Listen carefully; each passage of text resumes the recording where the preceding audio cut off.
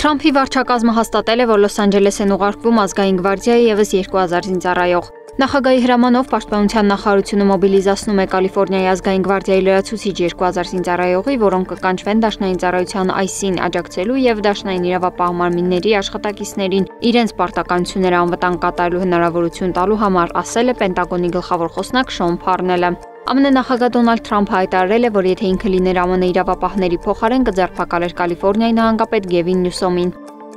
Դեպի Գազայի հատված ուղևորվող մարդասիրական նավը միջազգային ջրերում առգրավվել է Իսրայելի կողմից եւ քարշակվել Աշդոդի նավահանգիստ, իսկ նավի վրա գտնվող միջազգային ակտիվիստներն այժմ կարող են կալանավորվել եւ արտաքսվել։ Ազատության նավատորմի կոալիցիան նավով օգնություն էր հասցնում պաշարված Գազայում սովի մատնված բնակչությանը։ Նավում եղել են 12 ակտիվիստներ, այդ թվում շվեդ էկոակտիվիստ Գրետա Թունբերգը։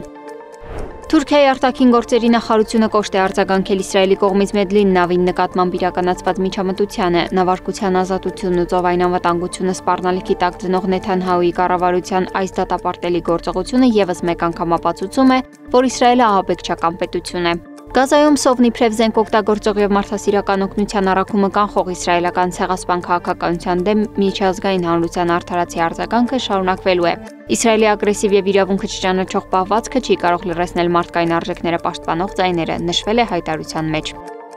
Թունիսցի եւ ալժիրցի հարյուրավոր ակտիվիստներ շարասյունով դուրս են եկել Թունիսից Եգիպտոսի Ռաֆա անցակետով Գազա հասնելու համար։ Նպատակը Իսրայելի շրջափակումը ճեղքելով օգնություն հասցնելն է, քանի որ տոննաներով մարդասիրական օգնություն է կուտակվում Արիշի սահմանային անցակետում։ Համասի վրա ճնշում գործադրելու նպատակով Գազայի հատվածի գրեթե 3-ամսյա շրջափակումից հետո Իսրայելը անցյալ ամիս սկսեց թույլատրել Գազա որոշակի օգնություն հասցնել։ Մասնագետները զգուշացրել են ավելի քան 2 միլիոն բնակչություն ունեցող տարածքում սովի մասին, եթե շրջափակումը չվերացվի եւ Իսրայելը չդադարեցնի իր ռազմական հարձակումը։ Ուկրաինան եւ Ռուսաստանը ավարտել են գերիների փոխանակման առաջին փուլը, որի արդյունքում յուրաքանչյուր կողմ կարող է ազատ արձակել առնվազն 1200 ռազմագերի։ Այսօր սկսվել է փոխանակումը, որն առաջիկա օրերին կշարունակվի մի քանի փուլով, գրել է Ուկրաինայի նախագահ Վլադիմիր Զելենսկին։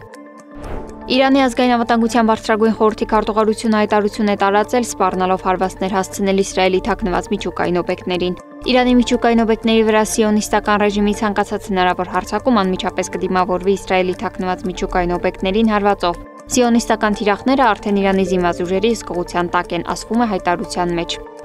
Ռուսաստանի Դաշնության արտաքին գործերի նախարար Սերգեյ Լավրովը հայտարարել է, որ Մոսկվան պատրաստ է Վաշինգտոնի հետ վերսկսել ռազմավարական կայունության շուրջ երկխոսությունը, երբ քննարկումն իրավահավասար պայմաններում լինի։ Մենք հիմնվում ենք այն բանի վրա, որ հարաբերությունների հիմնական բաղադրիչները համապատասխանեցվեն ռազմավարական կայունության շուրջ իրավահավասար բանակցություններ վարելու սկզբունքներին։ Մենք պատրաստ կլինենք նման բանակցությունների վերսկսմանը, սակայն դեռևս պետք է լրացուցիչ ջանքեր գործադրվեն, ասել է նա։ Սվետլանա Թորոսյան, Նոնա Գևորգյան, ABC Media։